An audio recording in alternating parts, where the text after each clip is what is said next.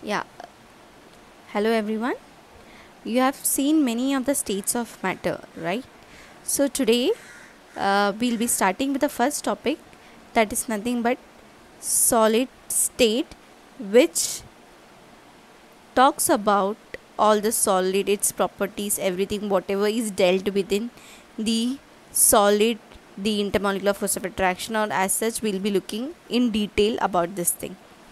So earlier you have studied about what liquid, gas, its properties, everything, even solid. You know some of the properties of all these three. But apart from that thing, there are two more states of matter which has been introduced. They are nothing but plasma and Bose-Einstein. But commonly solid, liquid and gases are studied in detail. So here we'll be starting with the first thing, that is the characteristics of solid state. So as you all know, since it is a solid means it will be very rigid kind of thing. So it will be having a fixed mass, volume, shape and density. That means whatever be the thing, they will be having, it will be fixed. So we can say that they are having fixed mass, volume, shape and density. And compared to liquid and gases, solids are said to be having more density. That means they are denser than liquid and gases. So we can say that solids are more denser as compared to liquids and gases. And we can also say that the second property says that they are hard and incompressible in nature. They are hard and incompressible in nature. Incompressible means it cannot be further compressed into smaller sizes. Now to talk about incompressible, we can say that since the intermolecular spaces between the constituent particles are very less, they cannot be compressed further. So we can say that the intermolecular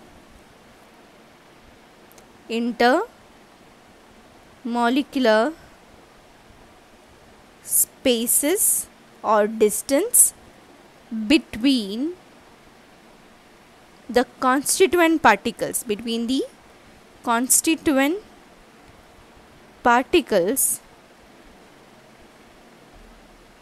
are very less. Always we are doing a comparison between solid, liquid and gases. That means if you are talking about solid state, we have to compare it with liquid and gases to know what all properties it is having exactly. So the next thing we can say is intermolecular. Whenever we talk about intermolecular spaces, so next property we think about is intermolecular forces of attraction. So the intermolecular forces of attraction will be more because the spaces are very less. So we can say that the intermolecular forces of attraction between what? Between the constituent particles will be nothing but what? More as compared to liquid and gas. So we can say that they will be having all the solids. The next property says that all the solids will be having a characteristic melting point or a particular melting point. Okay, so if it is pure, then we can say that it will be having what?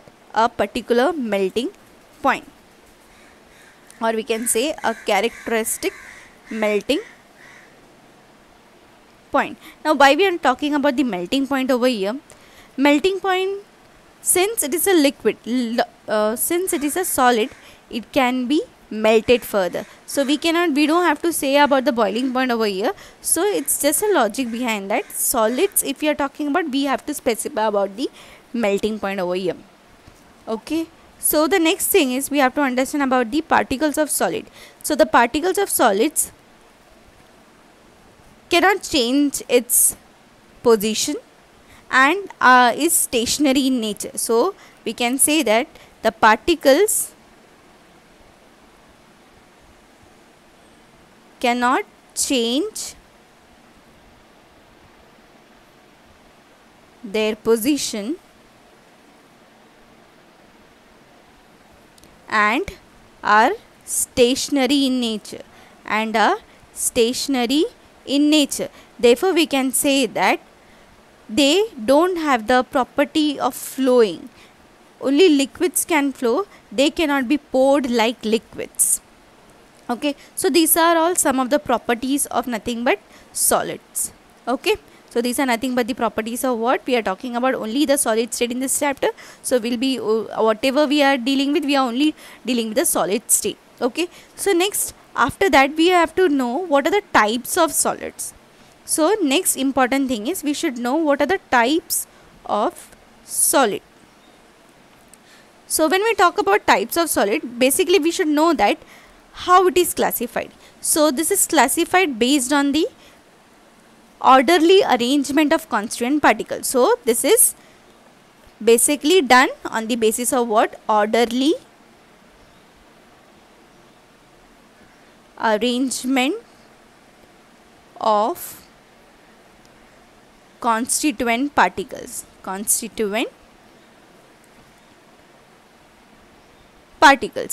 So this is further classified as what? Types of solid are further classified as what? Crystalline and amorphous. They are further classified as what? Crystalline and amorphous. So to talk about crystalline substances or crystalline solids, we can say that crystalline solids, to talk about this thing, that is nothing but what? Crystalline solids. Talk about crystalline solids, they will be having a definite repeating pattern. They will be having what? A definite repeating pattern. So whenever we think about a crystalline solid, we can say that NaCl is an example of crystalline solid. So it will be having a definite repeating pattern of NaCl, again there will be Na, again next thing will be Cl. So like that we can think about. So when we talk about a crystalline solid, next important property of a crystalline solid is nothing but what? There is a regularity and periodicity in the arrangement of constant particles. There is what? Regularity and periodicity in the arrangement of constituent particles. That means we can say that they are having long range order. They are having what? Long range order. So the next property is nothing but what? It is having what? A sharp melting point. It is having what? A sharp melting point. Now to understand what do you mean by a sharp melting point, we know that we have heard about high melting points and many of them have a confusion like high melting point is similar to sharp melting point, but exactly it is not that. Sharp melting point is nothing but it will be having a particular melting point. That means the solid can be melted at a particular temperature. For example, if a solid is having a melting point of, for example, 115 degrees Celsius, so it will be melted at that particular temperature only. That means we cannot see that, yeah, if it is 115, I am saying it won't melt at 114. It will definitely melt at 115 degrees Celsius. So that is what the meaning of sharp melting point. If it is a crystalline solid and if everything is pure, if it is in the pure state. Next important thing is what?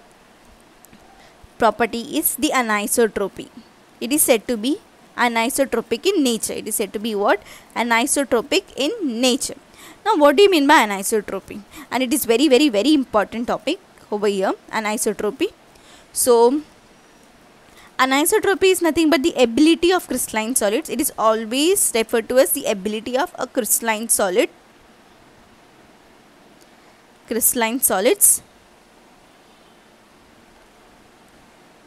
to change the value of physical properties. Is nothing but the crystalline solid will be having a property to change the values of physical properties, to change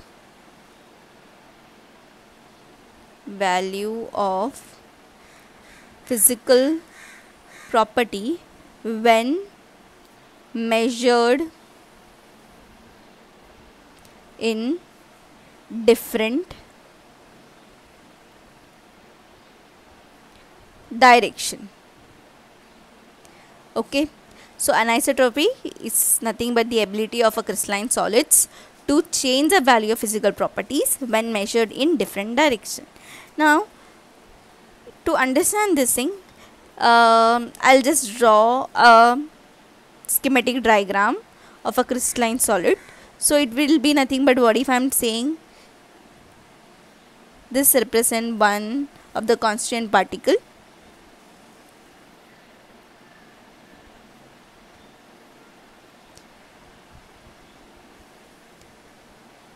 and the smaller one in between I'll put. So this is other constituent particle. So this crystal is having two different constituent particles arranged in a repeated pattern.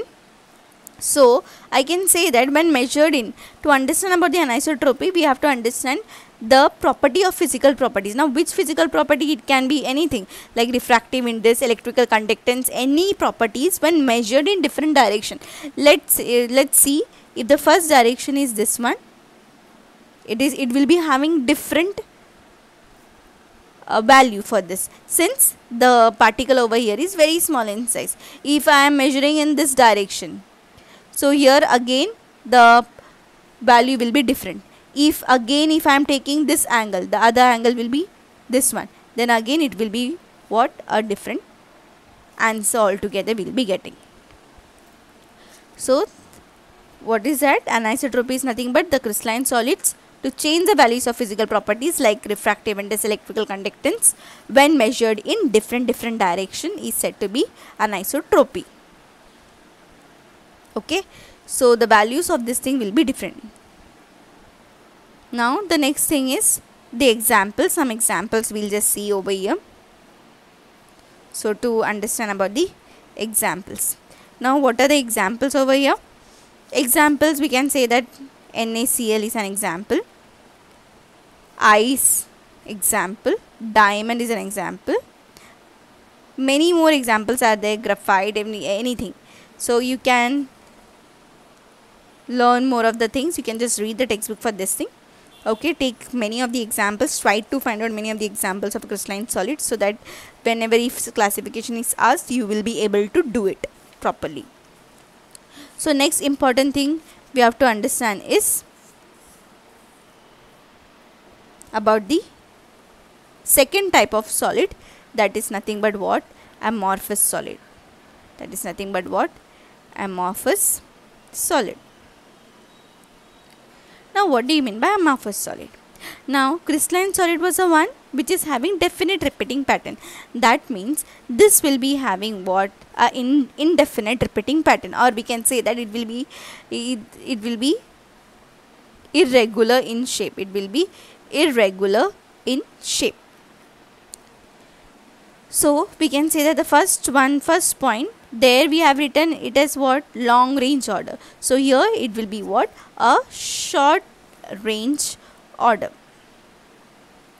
Now what do you mean by short range order? That means the constituent particles are randomly arranged. That means there is no fixed repeating pattern in the solid.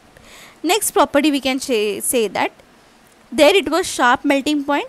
Here there is no sharp melting point. There is no sharp melting point. That means it will be having a range of temperature where the solid can be melted. Next important thing is isotropic. There it was anisotropy. Here it will be isotropic in nature. It will be isotropic in nature. Now what do you mean by isotropic?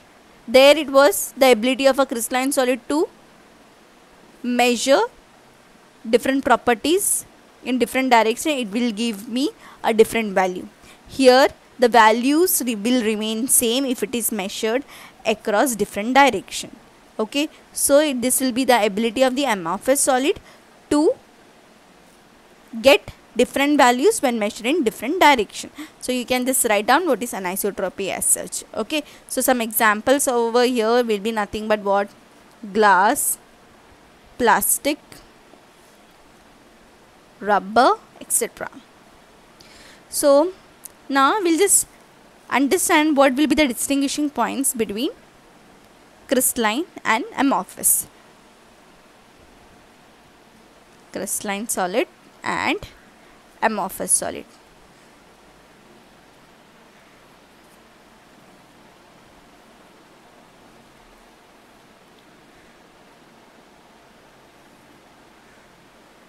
Okay, so the first thing, I'll just give you the points. You will elaborate all these things.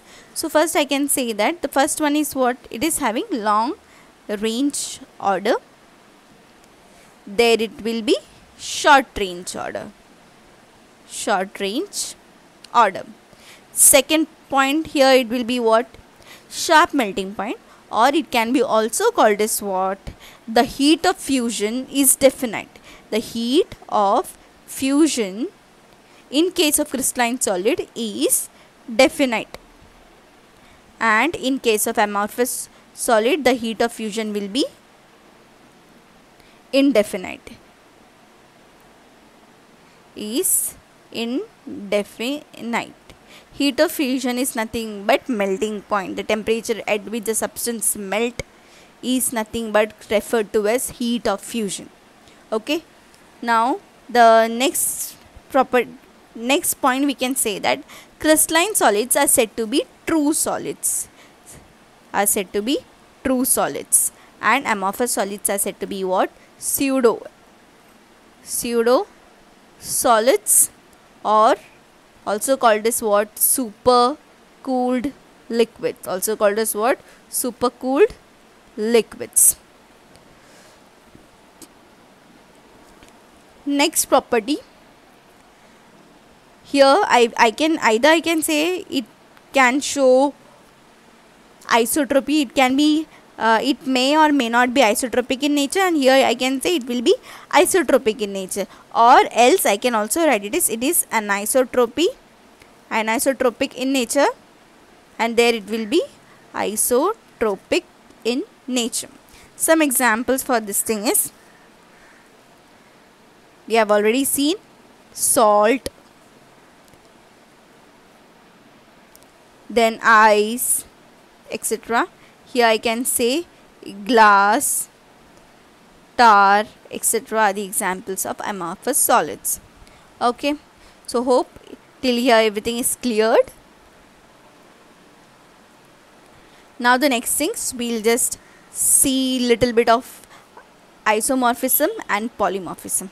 Okay, so the next topic is nothing but what? Isomorphism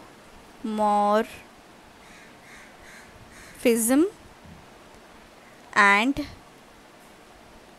polymorphism. So talk about isomorphism and polymorphism. We should understand what do you mean by iso. Okay, iso is always referred to as same. Okay, and morphe is nothing but called as what? Forms. So it is same forms. That means if you talk about this one, isomorphism, they are having what? Any of the two or more substances having same crystal structure,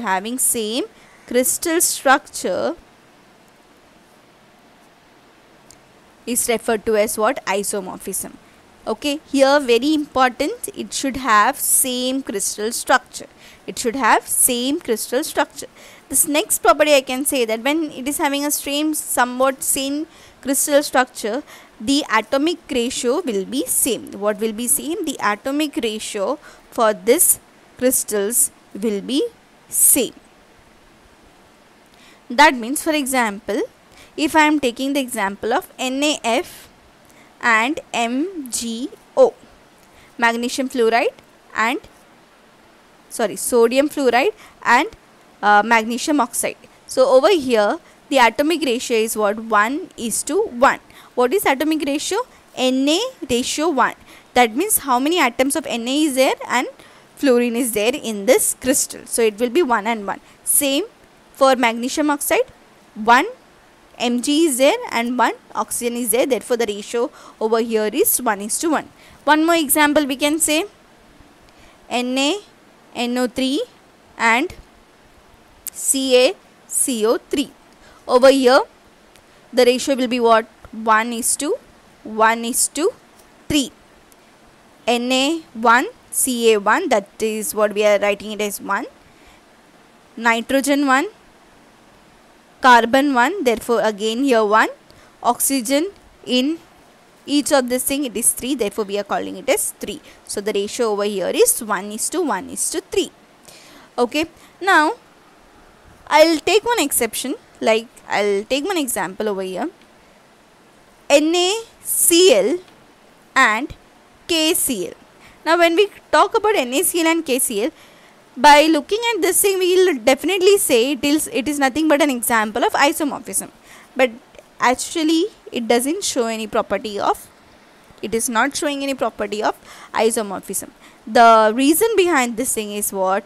It is not having same crystal structure. The structure of NaCl and KCl is different. That's the reason they are not they will not show isomorphism.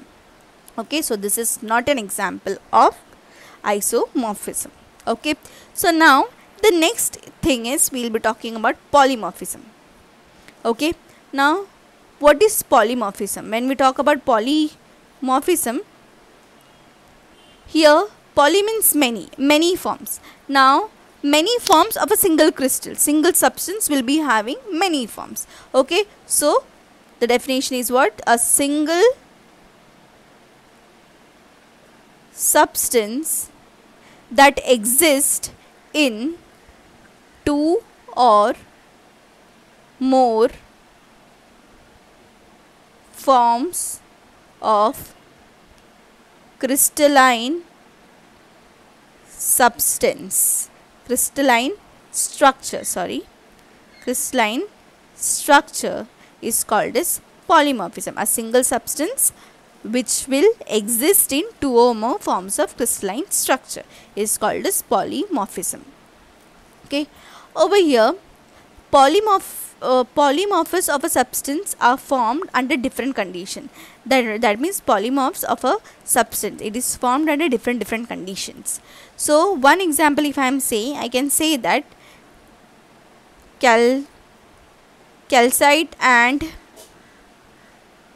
aragonite is an example of, is a different forms of calcium carbonate.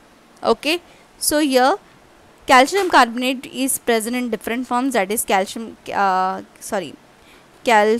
and aragonite. Okay, now just a note here. What is a note over here?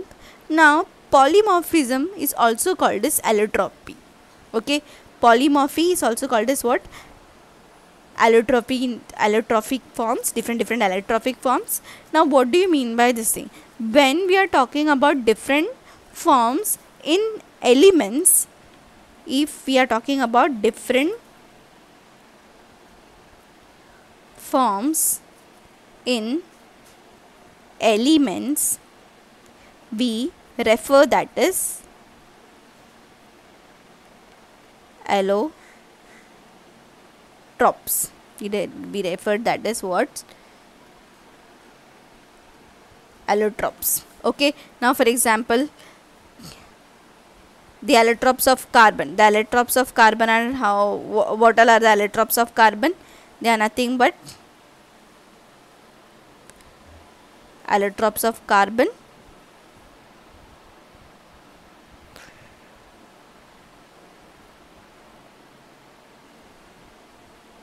Diamond is an allotrope of carbon. Graphite is an allotrope of carbon, and fullerene is an allotrope of carbon. Okay, so hopefully you know what is the difference between polymorphism and allotropy.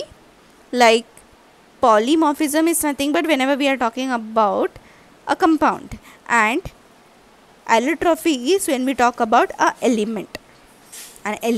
Okay, so this is today's topic. So let's revise little bit of what we have dealt today. Okay, so first we have started with solid state over here. So to talk about solid state, we have referred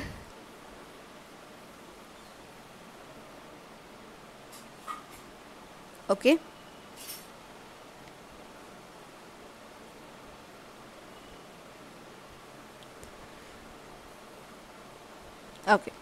so first we have seen of characteristics of solid. So we can talk about fixed mass. The property is fixed mass, volume, shape and density. Second property is nothing but they are hard and incompressible in nature. Next is their intermolecular spaces between the constant particles are very less. Intermolecular force of attraction over here is more. Then all pure solids will be having a particular melting point, and the particles cannot change their position and therefore are said to be stationary. Therefore we cannot say that these solids can flow. Okay, so these are some of the properties. Next important topic we have seen is types of solid, from where we get many a time it is asked distinguishing points between crystalline and amorphous. It is very important topic. Okay, so there are two types, crystalline and amorphous, based on the arrangement of constant particles. So if we want to see about the thing, we can directly say that we can crystalline and amorphous, they are, one is having long range order, the other one is having short range order. The heat of fusion is definite. Heat of fusion in the other case is indefinite. Here it is two solids. The other one it is said to be false, or also called as pseudo solids or super cooled liquids. Anisotropy, the other one is isotropic in nature. Many a time even anisotropy is asked. What do you mean by anisotropy? The ability of crystalline solids to change the position of the physical properties when measured in different direction. Hopefully you have seen that properly. And next important thing is isomorphism and polymorphism. Isomorphism is nothing but two or more substances having same crystal structure as said to be isomorphism, isomorphous in nature. Polymorphous are nothing but a single crystal which will be there in two or more crystalline structure are said to be polymorphous. Now example, here the atomic ratio will be same, that means 1:1, 1:1:2, anything, but the ratio should be same. And there is one extra exception over here, NaCl and KCl, they are, even though they are having the atomic ratio, but the first criteria is same crystal structure, they are not satisfying that, therefore they are not said to be isomorphous in nature. And yeah, one more thing we have to just understand, polymorphous means what? It is basically for a compound, and allotropy is basically for an element. Here this will be seeing in detail the further lectures. Okay then, yeah.